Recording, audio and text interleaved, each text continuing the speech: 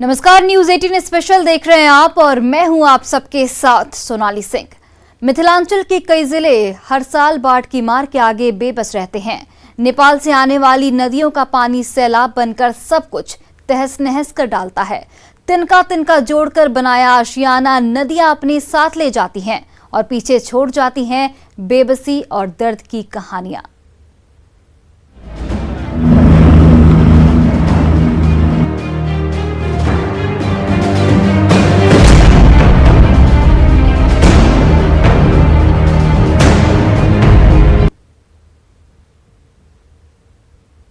नेपाल की नदियां हर साल मिथिलांचल के लिए तबाही और दर्द लेकर आती हैं। जिन नदियों को जीवनदायिनी कहा जाता है, वही नदियां उत्तर बिहार के इस इलाके पर कहर बनकर टूटती हैं। नदियों का सितम मिथिलांचल के लोगों का सुख चैन, घर मकान सब छीन लेता है। आइए आपको दिखाते हैं मिथिलांचल का दर्द, जिसका बड़ा इलाका हर साल बाढ़ की त्रासदी झेलने को मजबूर है। ईटा तरम देखो, उस पर चौकी रखे हुए हैं, तब आदमी सब अपना पूरा फसल एकदम बिल्कुल एकदम नष्ट हो गया है। भूखे प्यासे रोड पर ऐसे लोग रहते हैं। क्या करेगा सर, किसी को बीमार होता है तो ऐसे मर जाता है, क्या करेगा। खाने के लिए यहाँ तरस रहा है लोग। ये दर्द सिर्फ राम मोहन, सोहन पासवान, सुबोध, किशोर का नहीं है, बल्कि ये दर्द मिथिलांचल की बड़ी आबादी का है, जो इन पीड़ितों की जुबान से बयां रहा है। हर साल नेपाल से आने वाली नदियों का सैलाब मिथिलांचल पर कहर बनकर टूटता है। हर बार इन आंखों में ये उम्मीद होती है कि शायद इस बार तबाही कुछ कम हो, लेकिन कुदरत की मार और नेपाल से आने वाली नदियों की धार के आगे इनकी बेबसी बस आंसू बनकर बाहर आती है। यहाँ पर बहुत क्षति हुआ है सर। हम लोग को गर्मा फसल था, मकई था, वो सभी डूब कर गया है सर, पानी में बर्बाद हो गया। कहीं कुछ नहीं, खाने के लिए कुछ नहीं है। खाने के लिए यहाँ तरस रहा है लोग। नाव का भी आवश्यकता है, यहाँ पर इतना पानी होता है। पानी में हेल करके यहाँ पर आते हैं। कोई बच्चा स्कूल जाने के लिए कहीं पर डूब जाएगा, क्या होगा नहीं होगा। नेपाल से आने वाली नदियां हर साल अपने साथ तबाही लेकर आती है। उत्तर बिहार का सीमांचल का इलाका इस त्रासदी से सबसे ज्यादा प्रभावित होता है। बरसात का मौसम सीमांचल के सीने में हजार दर्द लेकर आता है। यहाँ के लोगों को बारिश की बूंदें गुदगुदाती नहीं, बल्कि सिहरन पैदा करती है। इस बार भी इनकी मुश्किलें बढ़ती ही जा रही है। न खेत खलिहान बचे, न घर का सामान।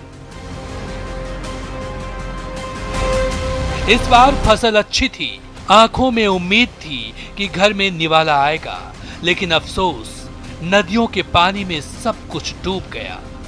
धान मकई इतना था, पूरा धूर नहीं बचा। और धान के ऊपर 3 फीट एकाएक पानी बारिश के कारण की बाढ़।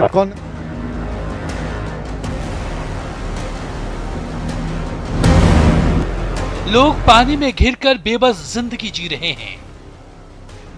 नेपाल से आने वाली नदियां मिथिलांचल को कैसे सताती है, ये इनका दर्द सुनकर समझा जा सकता है। पूरा मौसम ये इलाका टापू बन जाता है, सब कुछ जलमग्न हो जाता है, फसलें डूब जाती है, घर पानी में समा जाते हैं, जानवरों का चारा नहीं बचता, सोने की छत छिन जाती है, यहाँ तक कि घरों से निकलना तक मुश्किल हो जाता है। नाव ही बस एकमात्र सहारा होता है। एक तस्वीर दिखा रहे, देखिए एक घर में अगर जाना है तो खुद से ही नाव से चला के लोग जाते हैं, यानी कि आने जाने का कोई अगर रास्ता है तो सिर्फ यही नाव। और ऐसे कई गांव की स्थिति है, जब गांव के चारों तरफ बाढ़ का पानी हो जाता है तो घर से बाहर आना है या फिर घर में जाना है, बस उसी छोटे से नाव के सहारे। महिलाएं भी खुद से चला कर जाती है और उन्हें अगर इस तरफ आना है तो उसी नाव का सहारा। तो ये समस्या सिर्फ एक जगह की नहीं है। आप मिथिलांचल के कई इलाकों में अगर आप जाएं तो तस्वीर आपको ऐसे ही दिखती है। दरअसल मिथिलांचल में नेपाल से कई नदियां आकर मिलती हैं। इनमें कमला बलान, भोथी बलान, बूढ़ी गंडक, करें, अधवारा समूह की नदियां, बागमती सहित कई छोटी नदियां हर साल तबाही मचाती है। कई बार तो हालात ऐसे हो जाते हैं कि तटबंध पर भारी दबाव पड़ता है और ये टूट जाते हैं। मिथिलांचल का दर्द संसद तक सुनाई देता है, लेकिन दशकों बीत जाने के बाद भी हुआ कुछ नहीं। महोदय, दरभंगा, मधुबनी, सीतामढ़ी, सुपौल, अररिया, किशनगंज, खगड़िया, शिवहर और पूर्वी चंपारण, मुजफ्फरपुर यानी उत्तर बिहार जो मिथिला का क्षेत्र है, उसमें जबरदस्त रूप से आज कोसी, कमला, गंडक, बलान, बागमती, जीवत, खिरोई एवं करेह जैसी नदियां बहती है। महोदय, पिछले एक सप्ताह में पश्चिमी तटबंध टूटने से 7 जगहों पर भारी भीषण पानी का हुआ है। लोग विभिन्न बांधों पर और पक्के के मकान पर रात गुजारने को मजबूर हो गए हैं। नेपाल से आने वाली नदियां मिथिला के लोगों के लिए कब तक अभिशाप बनी रहेगी, ये फिलहाल कोई नहीं बता सकता है। हर साल बाढ़ में डूबना मिथिला की नियति बन गई है। इस अभिशाप से कब मुक्ति मिलेगी, कोई नहीं जानता। आनंद अमृतराज के साथ ब्यूरो रिपोर्ट, न्यूज़ 18। नेपाल से आने वाला पानी इस बार भी मिथिलांचल में कहर बरपा रहा है। खासकर कुशेश्वर स्थान और आसपास के इलाके बाढ़ से सबसे ज्यादा प्रभावित हैं। कमला, करे और कोसी नदियां यहां मिलती हैं और अपने पीछे नेपाल के पहाड़ी इलाकों का पानी छोड़ जाती हैं। लगभग 6 महीने तक ये पूरा इलाका पानी में डूबा रहता है। मंत्री संजय झा ने खुद बोट से बाढ़ प्रभावित इस पूरे इलाके का निरीक्षण किया।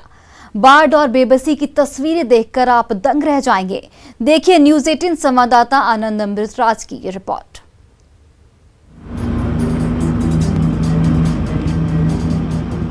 हर बार जल संसाधन विभाग के सामने बाढ़ की बड़ी चुनौती होती है, लेकिन ये चुनौती ऐसी है जिससे आसानी से पार नहीं पाया जा सकता। इसलिए जल संसाधन विभाग एक एक कर उन इलाकों पर फोकस कर रहा है जो सबसे ज्यादा बाढ़ प्रभावित होते हैं। ऐसा ही इलाका है कुशेश्वर स्थान, जहां बाढ़ की तबाही सबसे ज्यादा होती है। मॉनसून में पूरा इलाका ऐसा लगता है मानो समंदर हो। इस समस्या से निपटने के लिए जल संसाधन मंत्री संजय झा कई योजनाओं पर काम कर रहे हैं। ऐसे में उन्होंने खुद बाढ़ से घिरे गांवों को देखने की योजना बनाई। न्यूज़ 18 की टीम भी एक बोट के साथ उनके पीछे पीछे चल दी। आज हमारी टीम निकली है कुशेश्वर स्थान में और इस वक्त हम आपको तस्वीर दिखा रहे हैं कि बिहार के जो जल संसाधन मंत्री संजय झा हैं अपनी टीम के साथ उन इलाकों में जा रहे हैं जहां पर इसके पहले कोई नहीं पहुंचा था। तो ये बेहद दिलचस्प होगा और हम न्यूज़ 18 के दर्शकों को ये दिखाने की कोशिश करेंगे कि कई सारे ऐसे इलाके हैं कुशेश्वर स्थान के जहां पे सबसे ज्यादा बाढ़ की त्रासदी होती है। उसका मुख्य वजह क्या है, समस्या कहां आ रही है, उसका निदान क्या कुछ हो सकता है, ये पूरी तस्वीर दिखाएंगे। जैसे जैसे हमारी टीम आगे बढ़ रही थी, वैसे वैसे पानी और गहरा होता जा रहा था। गांव के गांव पानी में घिरे हैं, लोग बेबस हैं, मानो जल कैदी बनकर रह गए हों। हर तरफ समंदर जैसा नजारा है। घर छोड़ना किसके लिए आसान होता है, लेकिन अपनी जान भी तो बचानी है। लोग अपना घर छोड़कर तटबंधों पर घर बसाने की कोशिश कर रहे हैं। ये देखिए, बाढ़ में डूबने से जो कुछ बच गया था उसे नाव पर लादकर सुरक्षित ठिकाने की तरफ जा रहे हैं लोग। मिथिलांचल के कई ऐसे इलाके हैं जो हर साल बाढ़ में डूबते हैं और उसकी नियति क्या है हम आपको तस्वीर दिखाते हैं। इस वक्त देखिए समंदर सा नजारा है, हर तरफ आपको सिर्फ पानी ही पानी नजर आता होगा। बीच में आपको कुछ गांव जरूर नजर आते होंगे और कई सारे ऐसे घर हैं गांव के जो पानी में डूबते हैं। तो वहां के लोग ठीक हमारे बाईं ओर तटबंध आपको नजर आ रहा होगा, वहां पे आकर शरण लेते हैं और ये हर साल ऐसी तस्वीर देखने को मिलती है। एक बड़ी आबादी प्रभावित होती है, खासकर जो मिथिलांचल के इलाके हैं। कई सारे ऐसे गांव हैं जहां पे बाढ़ की त्रासदी की वजह से लोग अपने घर बार को छोड़कर, क्योंकि मजबूरी है, उनके घर डूब जाते हैं पानी में और कोई रास्ता न होता है, तो सीधे वो ऐसे ऐसे तटबंधों पर छोटे छोटे झोपड़ी बनाकर किसी तरीके से बचने की कोशिश करते हैं। तो ये तस्वीर हम आपको दिखा रहे हैं कुशेश्वर स्थान की, जो सबसे ज्यादा बाढ़ प्रभावित इलाकों में से मिथिलांचल का एक माना जाता है। यह मंजर हैरान करने वाला है। लोगों की मुसीबतें देखकर मंत्री संजय झा भी हैरान परेशान हैं। हमारी टीम मंत्री संजय झा के साथ लगातार आगे बढ़ती जा रही थी और पानी में घिरे गांव दिख रहे थे।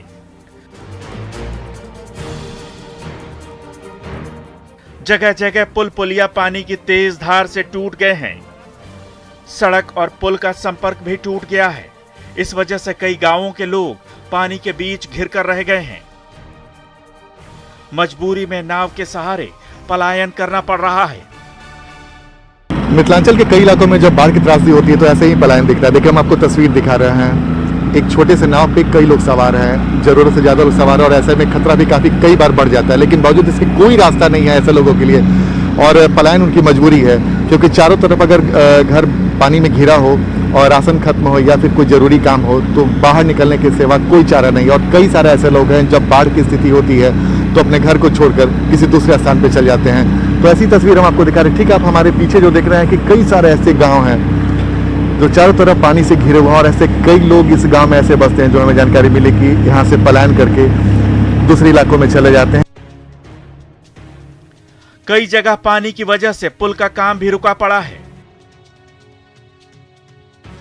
कहीं छोटे छोटे बच्चे तो कहीं महिलाएं उम्मीद भरी निगाहों से आने जाने वालों को देखती हैं। महिलाएं खुद भी नाव खे रही हैं। ये देखिए, यहाँ बांध पर सैकड़ों की संख्या में छोटी छोटी प्लास्टिक की झोपड़ियां बनी हुई हैं। बाढ़ के मारे लोगों ने यहाँ शरण ले रखी है। पानी के बीच तटबंध ही एकमात्र सुरक्षित ठिकाना है।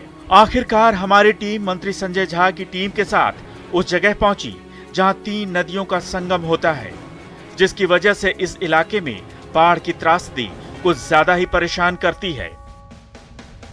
इसी जगह पर जल संसाधन विभाग की सबसे ज्यादा नजर है। हम इस वक्त आपको एक तस्वीर दिखा रहे हैं। ये जो तटबंध आप देख रहे हैं ये कमला नदी का आखिरी तटबंध है और यहाँ पे तटबंध खत्म हो जाता है और जाहिर सी बात है इसके वजह से कई इलाके बाढ़ से बुरी तरीके से प्रभावित हो जाते हैं और इसी को रोकने के लिए यहाँ पे तटबंध का निर्माण कराया जा रहा है। इस वक्त आप तस्वीर देख रहे हैं कि तटबंध का निर्माण तेजी से हो रहा है और उम्मीद जताई जा रही है कि जितने जल्द अगर इस तटबंध का निर्माण हो जाता है तो हर साल जो पूरा बड़ा इलाका बाढ़ से प्रभावित होता है वहाँ पे बाढ़ की त्रासदी काफी कम हो सकती है। योजना क्या है? देखिए, जिस पॉइंट पे गए थे हम लोग अभी, वो पॉइंट 3 नदी जो है, कमला जिस पानी से आप यहाँ से गए, उधर से आता है बागमती जिसका आगे नाम करे है और फिर कोसी नदी आगे में।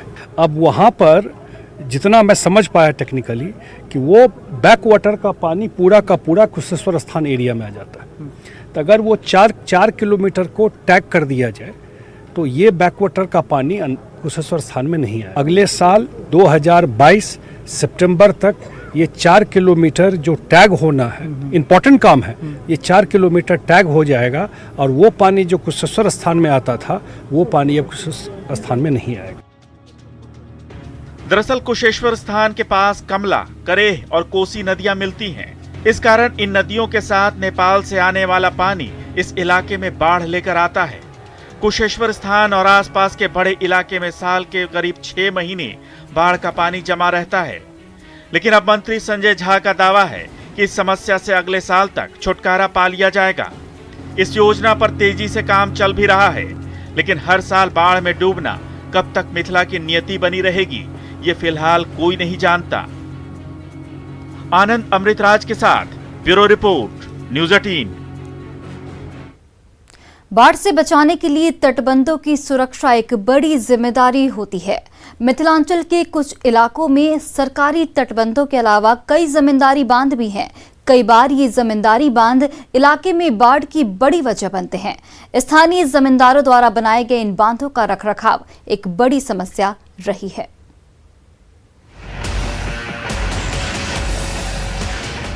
मिथिला के कई इलाके हर साल नेपाल से आने वाली नदियों की वजह से बाढ़ से प्रभावित होते हैं। जल संसाधन विभाग रात दिन एक कर तटबंधों की सुरक्षा में लगा रहता है। नदियों का जलस्तर बढ़ने से इन तटबंधों पर दबाव बढ़ता है और तटबंध टूट जाते हैं।